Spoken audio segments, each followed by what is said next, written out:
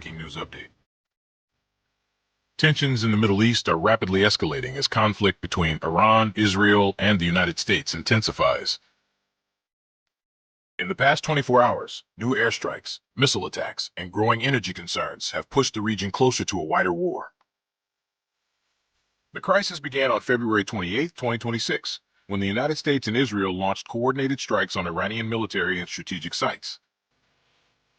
The operation targeted missile facilities, military bases, and infrastructure linked to Iran's defense programs.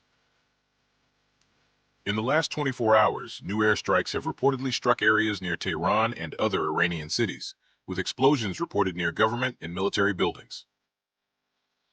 A major development has been the reported death of Iran's supreme leader, Ayatollah Ali Khamenei, during the initial strikes. His death has created political shock across Iran. Khamenei had ruled since 1989 as the country's highest authority. Iranian leaders are now preparing for a state funeral, while discussions begin over future leadership.